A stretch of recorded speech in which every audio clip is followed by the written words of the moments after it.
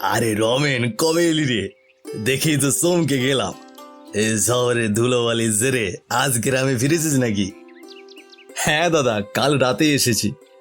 মনে হলো একটু দম নিতে হবে। শহরের কোলাহলে বুকে বোঝার সৃষ্টি হয়, বুঝলে? গ্রামের বাতাসে কেবল স্বস্তি মেলে। ঠিকই বলেছিস। এই গ্রামের সকালে হালকা রোদ, পুকুর পাড়ের হাঁস, এমন দৃশ্য শহরে কোথায় পাবি? আমার তো মনে হয় গ্রামের বাতাসেই বুকে শান্তি মেলে। সত্যি দাদা, এখানে ছোট ছোট সুখ আছে। শহরে টাকা আছে, আলো আছে, কিন্তু শান্তি নেই। আমি যখন রাত জাগি তখন শুধুই গ্রামের কথাটাই মনে পড়ে। তবে শুনেছিস তো, বকুল পিসি নাকি এখন একাই লুচি আর হাঁসের মাংস রান্না করে, কাউরে নাকি ডাকে না। শুনেছি দাদা, তবে বকুল পিসি তো এমন লোক ছিল না। তাহলে হঠাৎ করে এমন কি হলো? হয়তো কোনো অভিমান থেকেই বকুল পিসির এই ধরনের পরিবর্তন।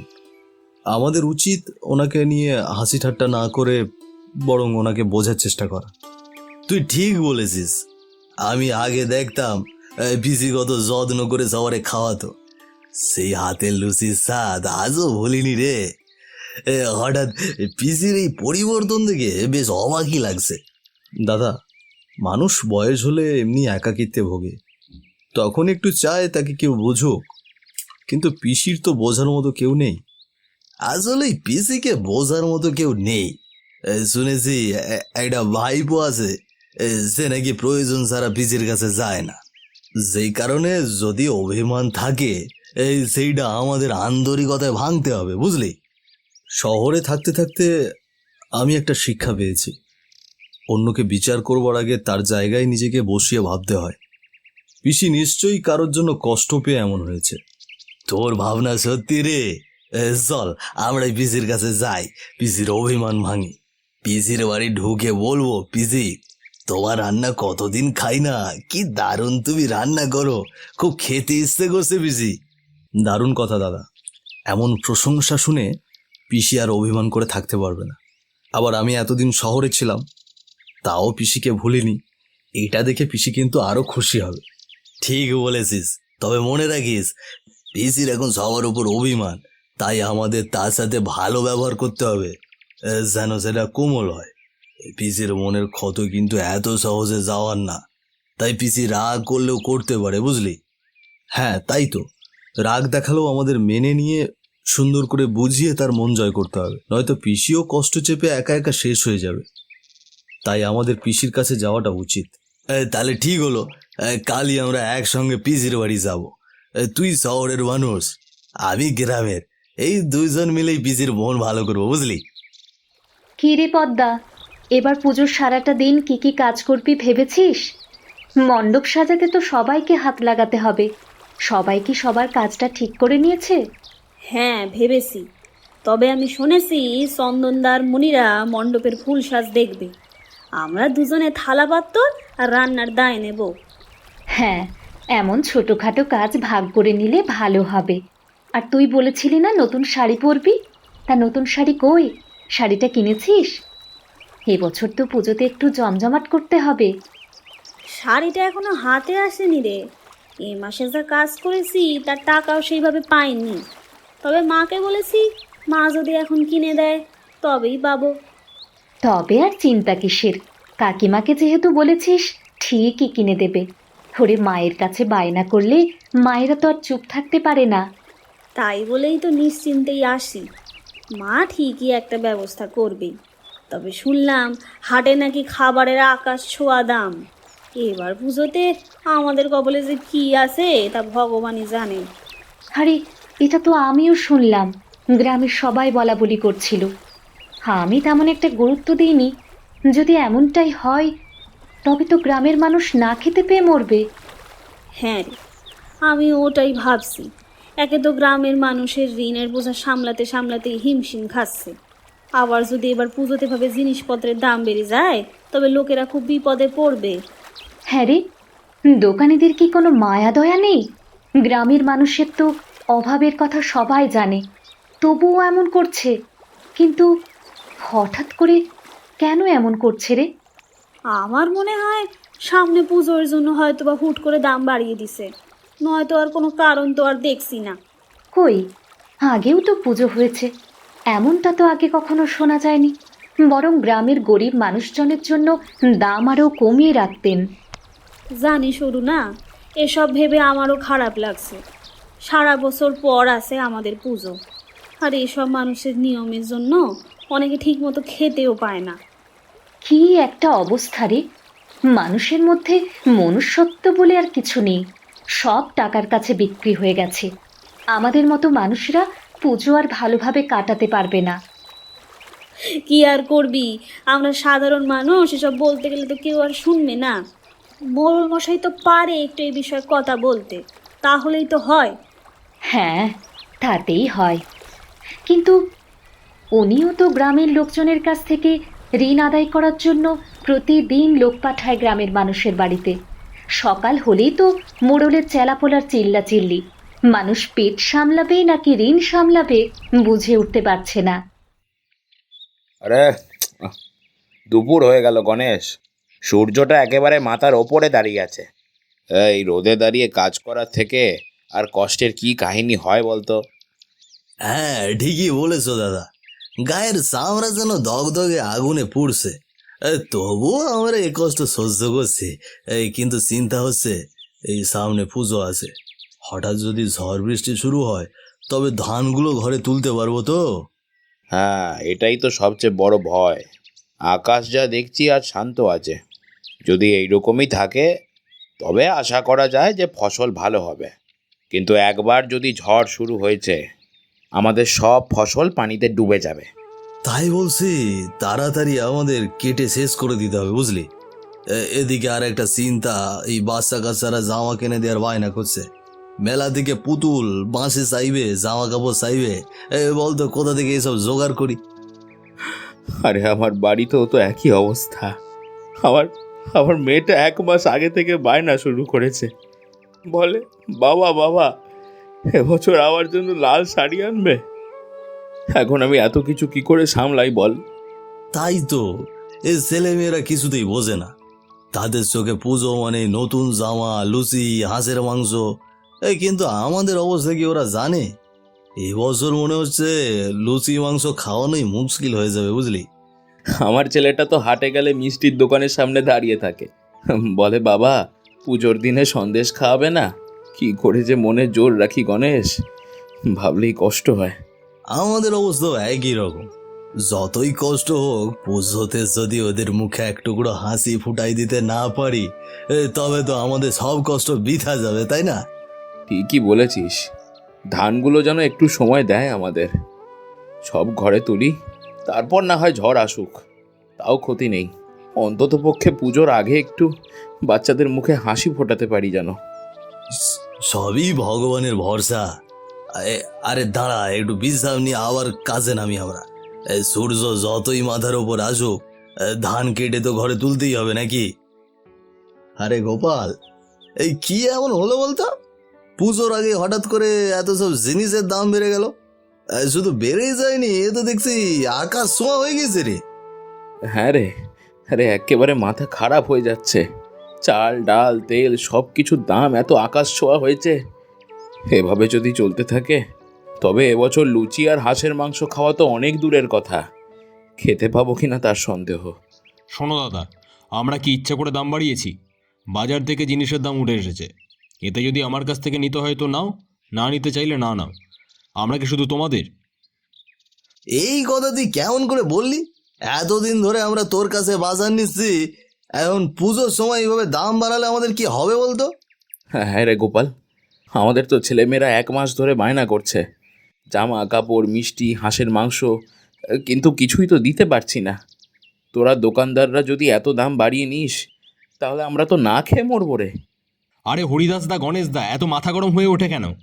আমি তো আর জোর করছি না, নিতে হলে নাও, না হলে বকুল পিসি এসে নিয়ে যাবে। ও তো বড় খদ্দের, আমরা কি আর বসে থাকবো? তাই নাকি? বকুল পিসি সব কিনে নিয়ে যাবে আর আমরা পুজোতে ডাল ভাত খেয়ে বসে থাকবো? এবছর মনে হচ্ছে তাই হবে। ছেলে মেয়েদের মুখে লুচি, হাঁসের মাংস এসব কিছুই নয়, শুধু ডাল আর ভাতই মনে হয় চাপিয়ে দিতে হবে। আরে বাপু, এ কি দিন আসলো! আমাদের সময় পুজোর আগে ব্যাগ ভর্তি থাকতো, হাঁস, মুরগি, মাছ, চাল, ডাল সব জিনিসের দামও সাধ্যের মধ্যে ছিল। এখন শুধু লোভী দোকানদারদের কাণ্ড কারখানা দেখতে হয়। তোমরা যত খুশি গালি দাও, কিন্তু বাজারের নিয়ম তো আমি বদলাতে পারবো না। দাম যেমন আছে তেমনিই থাকবে। নিতে চাইলে নাও, না চাইলে না নাও। আমার দোকান তো খদ্দেরের অভাবে আর বসে থাকবে না। আরে আরে আমাদের মতো খেটে খাওয়া মানুষদের জন্য এদের কোনো দয়া নেই গণেশ। চল চল, আরে আর দাঁড়িয়ে এখানে কি বা হবে? হ্যাঁ, বাজারের দয়া তো আর আমাদের দিকে নেই। ঈশ্বরই জানেন এই পুজোয় আমাদের ঘরে উৎসবের আমেজ থাকবে নাকি খালি শুধু হাহাকার। আহা, গণেশটা ভারী ভালো দোকানদার বটে। সকাল সকাল সব বাজার দিয়ে চলে গেল, আর টাকাটাও নিয়ে গেল। ওর মতো দোকানদার গ্রামে থাকলে আমার আর দুশ্চিন্তা নেই। কিন্তু আমি কাউকে দেব না, একেবারেই দেব না। দরজা বন্ধ করে চুপচাপ একা একা খাবো। গ্রামের কেউ তো আমার মতো খেতে পারবে না। হ্যাঁ, কারো তো মুরদ নেই এত টাকা দিয়ে বাজার করার। শুধু আমারই হিম্মত আছে। তা বেশ ভালোই হলো, অন্যরা বেশ কষ্ট করছে, আমি তো পেট পুরে খেয়ে নেব। আহারে, গ্রামে সবাই খাবে ডাল লুচি, আর আমি একা একা হাঁসের মাংসে হাত ভরাবো। বেশ হবে। পিসি, আরে ও পিসি, কেমন আছো? আমি এসে গেলাম। ও তুই? তা হঠাৎ এ সময়? আয় আয়, বস। তা তোকে তো কদিন ধরে দেখাই যাচ্ছিল না। হ্যাঁ পিসি, কাজকর্মে ব্যস্ত ছিলাম। ভাবলাম আজকে হঠাৎ চলে যাই। পুজোর আগে তোমার সঙ্গে না দেখা হলে মনটাই খারাপ থাকে। তা বেশ করেছিস। আচ্ছা শোন, তুই আগে হাত মুখ পরিষ্কার করে বিশ্রাম নে। আমি হাঁসের মাংস আর লুচির আয়োজন করি। কি বলো পিসি, হাঁসের মাংস? ও মা, কি মজা! হ্যাঁ, তবে এক কাজ করি, আমি আমার কয়েকজন বন্ধুকেও খবর দিয়ে আনবো। সবাই মিলে একসঙ্গে খেলে আনন্দটা বেশি হবে। কি বললি? বন্ধুদের ডাকবি? বলি এত টাকা খরচ করে হাঁস কিনেছি আমি, লুচির ময়দা, ঘি, মশলা সব এনেছি, আর তুই বলছিস তোর ওই সব বন্ধুদের ডাকবি? পিসি, এত রাগ করছো কেন? পুজোর সময় সবাই তো নেমন্তন্ন করে, অতিথি আপ্যায়ন করে। তোমার ঘরটা তো বড়, তোমার হাতে রান্নাও ভালো হয়। তুমি যদি কাউকে না ডাকো তাহলে গ্রামের লোকেরা কি বলবে? তুই ছোট, তাই এসব বুঝিস না। বলি এখনকার দিনে টাকা জোগাড় করা তো সহজ নয়। আর আমি কেন খেটে খাওয়া লোকদের ঘরে ডেকে ভোজ দেব শুনি? আমার সাধের জিনিস আমি খাবো, কেউ পাবে না। এটাই আমার নিয়ম, বুঝলি? সব সময় আমাদের মায়ের মতো সবাই খোঁজ খবর নিতে। গ্রামের সবাই তোমাকে বলতো দয়ালু।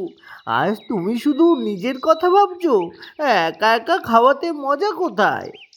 এই শোন, এসব দয়ার কথা আমাকে বলিস না। আমি জানি কি করে বাঁচতে হয়। আর এখনকার দিনে দয়া করলে পেট ভরে না। তুই চুপচাপ বসে খেয়ে যা, আর না হলে চলে যা। ঠিক আছে পিসি, তুমি খুশি থাকো। তবে মনে রেখো, পুজোর আনন্দ সবার সঙ্গে ভাগ করে নিলে তবেই পূর্ণ হয়। একা খেলে সে আনন্দ একটুও থাকে না। হ্যাঁ, আরে রমেন, এ যে হাঁসের মাংসের গন্ধ রে। আরে আরে, নাকে আসছে একবারে। হ্যাঁ রে গণেশ দা, শহরে থেকেও এমন গন্ধ অনেকদিন পাইনি। লুচি আর মাংসের গন্ধের ঘ্রাণ। রান্না করছে কে বলতো? কে রান্না করবে আবার? আমাদের বকুল পিসি ছাড়া এ কারো স্বাদ দিয়ে আছে নাকি? চল, এটাই তো বড় সুযোগ, আমরা যাই সব। হ্যাঁ হ্যাঁ, তাই করি, চল। এখন গেলে ভালো ভুড়ি ভোজ হবে। আরে কেমন আছো বকুল পিসি? অনেকদিন পরে তোমার সঙ্গে দেখা হলো। আমি শহর থেকে এলাম, ভাবলাম একটু দেখা করি। হ্যাঁ পিসি, আমরা তোমার রান্নার গন্ধে আটকাতে পারলাম না গো। ভাবলাম তোমার কাছে গিয়ে একটু গল্প করি। তা গল্প করতে হবে বলে এখনই এলে? দুপুরবেলা খাওয়ার সময় কাউকে বিরক্ত করতে নেই, তা জানো না? তোমরা নিজের নিজের কাজে যাও। আরে পিসি, বিরক্ত করতে আসিনি। তোমার হাসি মুখ দেখলেই আমাদের মন ভরে যায়। শহরে থেকেও প্রায়ই তোমার কথা মনে পড়ে, তাই ভাবলাম এই পথে যেহেতু এলাম তোমার সঙ্গে একটু কথা বলি। আরে পিসি, তোমার রান্নার সুনাম তো সবার মুখে মুখে গো। আজ তোমার রান্নার ঘ্রাণে আমাদের জিভে জল চলে আসলো। ভাবছিলাম যদি এক টুকরো হাঁসের ঝোলের ভাগ পাই, তবে আমরা ধন্য হই। কি, তোমরা আবার খাওয়ার কথা ভেবেছো? বলি, আমি কি এত কষ্ট করে হাঁস কিনেছি, লুচি ভেজেছি তোমাদের মুখ ভরাতে? আমার নিজের জন্য বানিয়েছি, কারও ভাগ নেই এখানে। পিসি, আমরা তো শুধু মজা করছিলাম। তুমি খাও, আমরা তাতেই খুশি। তবে খাবারের কথাটা বললাম কারণ গন্ধটা আমাদের টেনে নিয়ে এসেছে। হ্যাঁ পিসি, আমরা তো নিজের ইচ্ছাতে আসিনি। তোমার লুচি আর হাঁসের মাংসের গন্ধ আমাদের আটকাতে পারলো না, তাই চলে এলাম। ভাবলাম এইটুকু বসে গল্প করব। হ্যাঁ, তোমাদের নাকে গন্ধ গেলেই আমি কি থালা সামনে দিয়ে তোমাদের খেতে বসাবো? আমি নিজে খেতে জানি, তোমাদের মতো লোভী গাঁয়ের লোকেদের মতো ভাগাভাগি করতে জানি না। যাও যাও, অন্য কারো দরজায় গিয়ে দাঁড়াও। পিসি, শহরে থেকেও আমি সবসময় ভেবেছি গ্রামে এসে তোমার হাতে একবেলা খাবার খাবো। পিসি, তুমি তো আগে কখনো এমন করতে না, অথচ আজ এমন কথা শোনাচ্ছ কেন? পিসি, তুমি তো আমাদের অভিভাবকের মতো। তোমার মুখে একথা শুনে বুকটা ফেটে যাচ্ছে। পুজোর সময় সবাই একসাথে খায়, আনন্দ করে, তুমি কেন এমন করলে পিসি? আহারে, তোমাদের আবেগ নিয়ে আমার কিচ্ছু যায় আসে না। আমি খেয়ে তৃপ্ত হব, এটাই হলো আমার নিয়ম। অন্যের মুখের দিকে চেয়ে আমাদের সুখ মাপা হবে না, বুঝেছো? আচ্ছা পিসি, তুমি যেমন খুশি থাকো, তবে মনে রেখো একা একা খেয়ে সুখী হওয়া যায় না। পেট ভরতে পারে কিন্তু মন ভরে না। হ্যাঁ পিসি, আমরা চলে যাচ্ছি, তবে তোমার লুচি আর হাঁসের মাংসের গন্ধ আমাদের পিছু নেবে। হয়তো সারা জীবন মনে থাকবে, আমরা চাইতেও পেলাম না। হ্যাঁ হ্যাঁ, যাও যাও, অনেক খাইয়ে দেখেছি, কেউ মূল্য দেয় না। খাওয়ার সময় না হলে এই বকুল পিসির খোঁজ কেউ নেয় না। কিরে বাবা, কেমন আছিস? সেদিন তো রাগ করে চলে এলি, তা পুজো গেল, একবারও দেখা করতে গেলি না। পিসির উপর এত রাগ বুঝি? পিসি, রাগ তো করতেই হবে। আমি যদি বলি তুমি আমার পিসি না, তাহলে কেমন লাগে? আমি তো সেদিন ঠিক কথাটাই বলেছিলাম। পিসি হলে কি এমনটা করতে পারতে বলো? আরে বাবা শোন, আমি কি তোর শত্রুর নাকি? আমি না হয় একটু রাগ করে ফেলেছি, কিন্তু তুইও তো অত কথা বলতে পারিস না। পিসি, কথা বলাই তো মানুষকে চেনায়। আমি শুনলাম গণেশদা রমেনদা তোমার বাড়ি গিয়েছিল সেদিন। তুমি নাকি তাদেরকেও অপমান করে তাড়িয়ে দিয়েছো।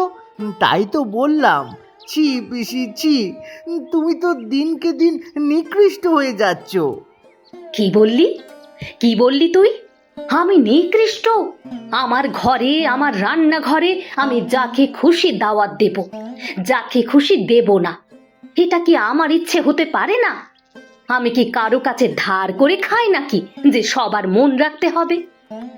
না পিসি, তোমার ইচ্ছা অবশ্যই, কিন্তু ইচ্ছার সঙ্গে যদি অহংকার মেশে তবে তা অভিশাপ হয়ে দাঁড়ায়।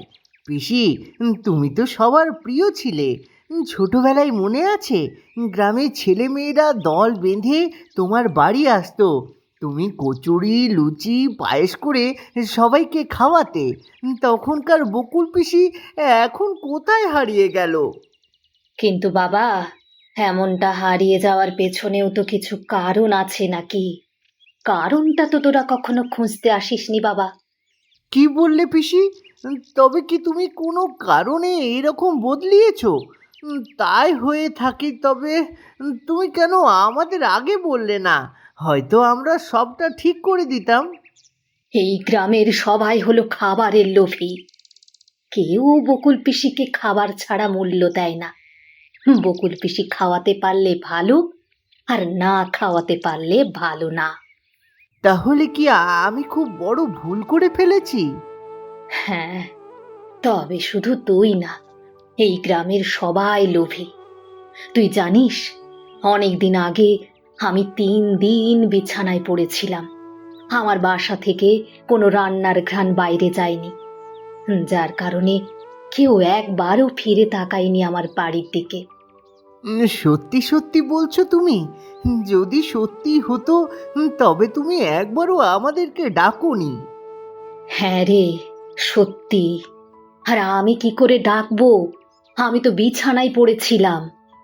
না পেরেছি রান্না করে কাউকে খাওয়াতে, আর না পেরেছি নিজে খেতে। হয়তো মরেই যেতাম। ভগবানের কৃপায় আজও বেঁচে আছি, যার কারণে আমার এই পরিবর্তন হওয়ারে। এই যুগে হলো সবাই লোভী। হায় রে, আমি সত্যি ভুল করেছি। আর তুমি আমাকে শিখিয়ে দিলে শুধু নিজের পেট পুজোর লোভেই তোমার কাছে যেতাম, নয়তো তোমার খোঁজ খবর কখনো নিইনি। আমাকে ক্ষমা করে দাও পিসি। গণেশ, রমেন, ওদেরও অপমান করলাম।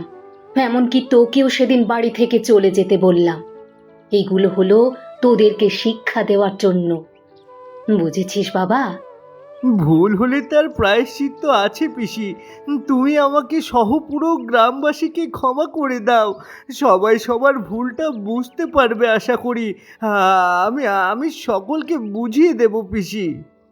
হ্যাঁ রে টিটু, আমি সকলকে ক্ষমা করে দিয়েছি বাবা। আমি ঠিক করেছি, আমি আবার হাঁসের মাংস, লুচি, পিঠে সব রান্না করব। কিন্তু কিন্তু এবার আর একা খাবো না। গ্রামের সবাইকে ডাকবো, ওদের সবাইকে খাওয়াবো, আর সবাইকে তাদের ভুলটা ধরিয়ে দেব। এই তো আমার আসল পিসি। তুমি অনেক ভালো পিসি। আমরা আমাদের ভুলটা বুঝতে পেরেছি। মনে রাখিস বাবা, লোভে হলো পাপ, আর পাপে মৃত্যু। প্রয়োজনে মানুষকে ব্যবহার করা বাদ দে। বিপদে প্রকৃত বন্ধু খুঁজে পাওয়া যায়।